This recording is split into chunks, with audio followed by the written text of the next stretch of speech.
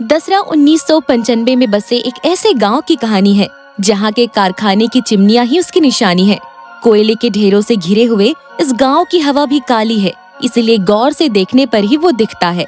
नाम है विरलपल्ली, जहां के लोगों की सुबह शराब के बार खुलने पर ही होती है। मूवी का हीरो धरनी, उसे भी शराब की इतनी लत है कि वो नशे में क्या क्या लफड़े करता है ये उसे होश में आने के बाद भी याद नहीं होता। ऐसे में गांव के एक फेमस बार सिल्क बार को उस प्रदेश में शराब बंदी होने के कारण अचानक से बंद कर दिया जाता है। फिर बीच में आती है उस गांव की राजनीति, जो कर देती है वहां के लोगों की बर्बादी।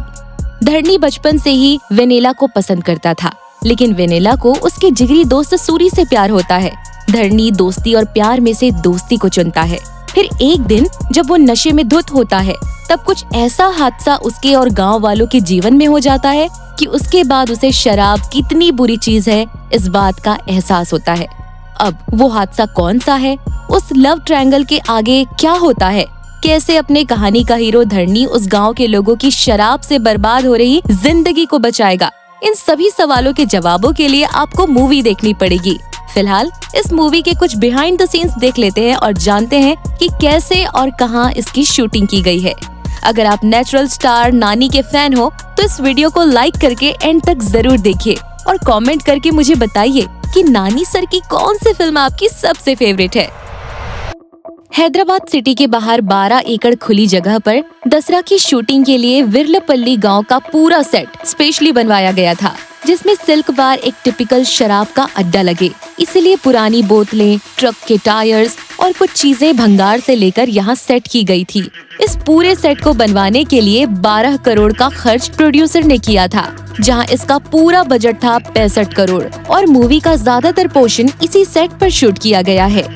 दसरा में जो माइंस हमें दिखाई गई है वो सिंगरैनी कोल माइंस है और वो 365 किलोमीटर तक फैली हुई है। गोदावरी खानी में बसे हुए इस इलाके को द कोल सिटी या फिर the city of black gold नाम से भी जाना जाता है। रामगुंदम इलाके की ये सभी खदानें तेलंगाना स्टेट में आती हैं।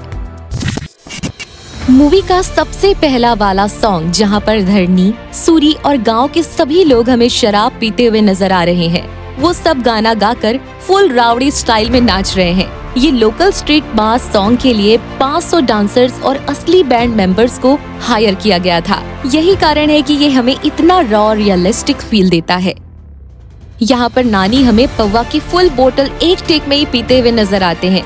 इस बारे में जब उनसे मीडिया इंटरेक्शन के दौरान सवाल पूछा गया तो जवाब में उन्होंने बताया कि वो लोग इसी तरह देसी स्टाइल में पीते हैं। कोयले की खदानों के आसपास जितने भी गांव हैं, वहाँ की कम्युनिटी के ज्यादातर लोग उन्हीं खदानों में काम करते हैं। सिर्फ पुरुष ही नहीं बल्कि महिलाएं भी।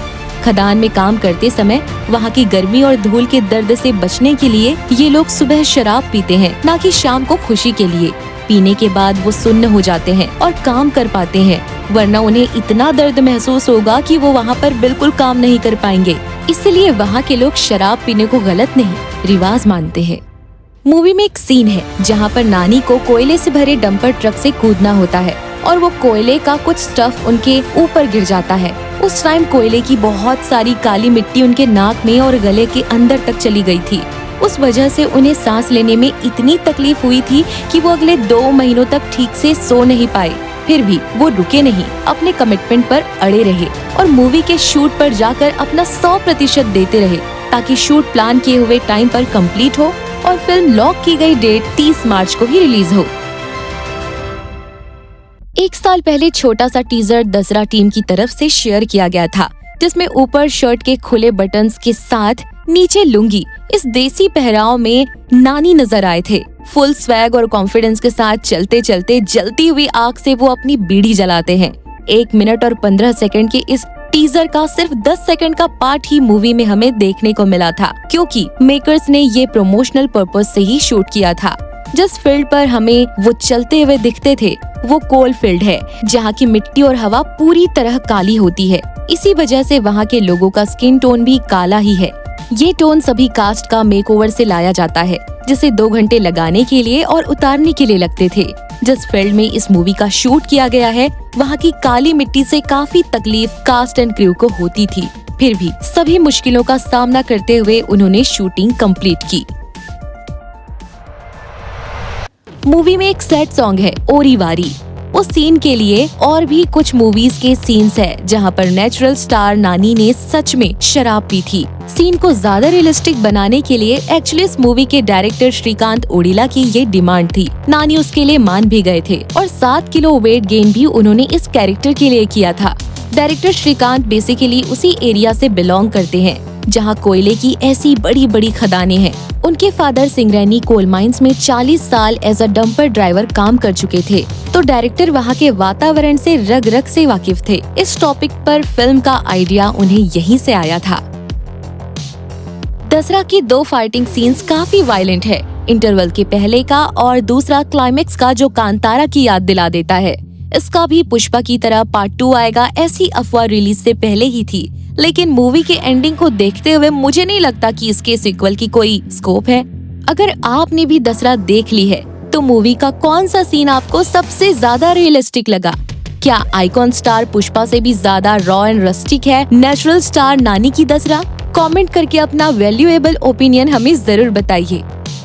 कल से नानी ने अपनी नेक्स्ट फिल्म, जो कि फिलहाल अनटाइटल्ड है, नानी 30, उसका पहला शूटिंग शेड्यूल मृणाल ठाकुर के साथ गोवा में स्टार्ट कर दिया है। दसरा से पहले नानी हमें अडवी शेष की hit the second case movie में स्पेशल कैमियो में दिखे थे, तो नानी 30 के बाद उनकी हिट 3 भी आएगी। काफी बढ़िया लाइनअप है नानी का और दसरा को भी ऑल ओवर आउटस्टैंडिंग रिस्पॉन्स मिला है। इस वीडियो को आखिर तक देखने के लिए आपका तहे दिल से शुक्रिया।